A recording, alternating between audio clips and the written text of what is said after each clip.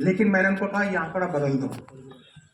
इनको बता दिया है मैंने, इनमें मैंने 100 लोग अपनी तरफ से जुड़वा दिए हैं। इनमें मैंने 100 लोग आज 5वीं वर्षगांठ पे अपनी तरफ से जुड़वा दिए। क्या मैंने ठीक किया है? और मैंने कहा है 52 सप्ताह में ये 21,500 होने वाले हैं और ये 100 लोग हम आपको देने वाले हैं। आज से तैयार हो जाइए। आपको करोड़पति के क्लब में क्वालिफाई करना, और जैसा भाईजान ने कहा केवल 1 करोड़ नहीं, 1 करोड़ प्लस की मैं बात कर रहा हूं। तैयार हैं? एक बार जोर से बोलें। अब यहाँ 2 तरह के लोग बैठे हुए हैं। मेरा तो आंख देखकर, एक्सप्रेशन देखकर काम हो जाता है। यही 30 साल से काम कर रहा हूं। अरे सर क्या बात कर रहे हो, 80 करोड़ लोग को तो सरकार खाना दे रही है, कहां से करोड़पति? आपका स्वागत है इस क्लब में, आपका तहे दिल से स्वागत है। मैं इसमें नहीं आने वाला हूं, मैं भूखा मर जाऊंगा, नहीं आने वाला हूं। मेरी बात पहुंच रही है आप तक? मम्मी ने राशन कार्ड 32 साल पहले बनवाया था, आज भी वैसे ही पड़ा हुआ है। मम्मी ने कहा एक बार गेहूं तो ले आना। मैंने कहा मम्मी तुमने 1 लाख रुपए खर्च किए, अब तुम मुझे लाइन में खड़ी करवाओ। बोले सही कह रहा है, फाड़ दे इसको। मैंने कहा फाड़ो मत, जरूरत पड़ेगी। मेरी माँ भी कमाल की, कमाल। ऐसी माँ भगवान हर एक को दे, चाहे किसी भी धर्म जात से क्यों ना।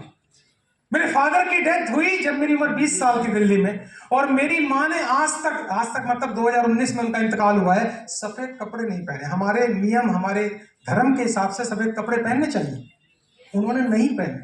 सारी जिंदगी pink sari, pink blouse, pink चप्पल, पिंक माला, पिंक चूड़ी।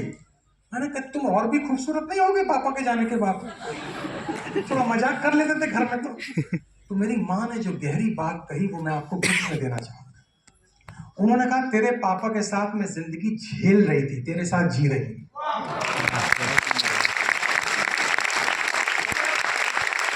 अच्छा नहीं लगता है आपको? मैंने कहा ऐसा मत बोलो, बुरा मानेगा। बोले नहीं मान लेते बुरा, आज ही तो मन कर रहा है बोलने क्योंकि मैंने जीवन के बहुत साल झेला है।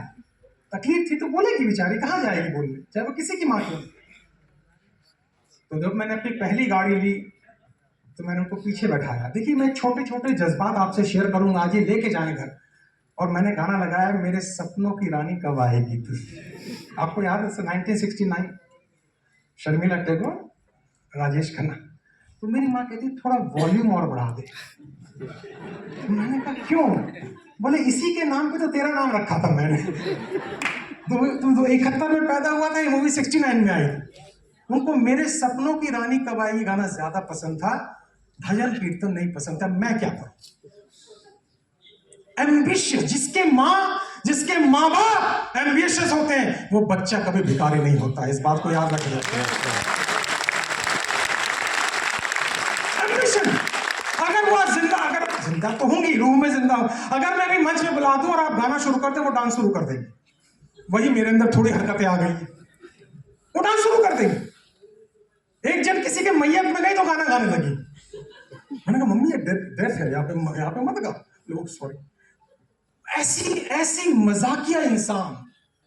मैं चाहता हूं आज आप एमपी शॉपी में ये गिफ्ट लेके जाएं जो मैं आपको दे रहा हूं, और शुक्रिया अदा करता हूं अहमद साहब का, मैडम का, जिन्होंने एक बार फिर हमें याद किया। बाकी मैं ये गिफ्ट दे सकता हूं। तो करोड़पति के क्लब में हम कैसे आए इस प्लेटफॉर्म के माध्यम से, आगे की यात्रा तय करो।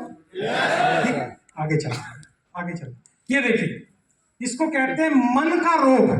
ये रोग आपको बचपन में गिफ्ट के रूप में दे दिया जाता है। कौन सा रोग है, जरा जोर से बोलिए? मन का रोग। ये रोग बचपन में दिया जाता है।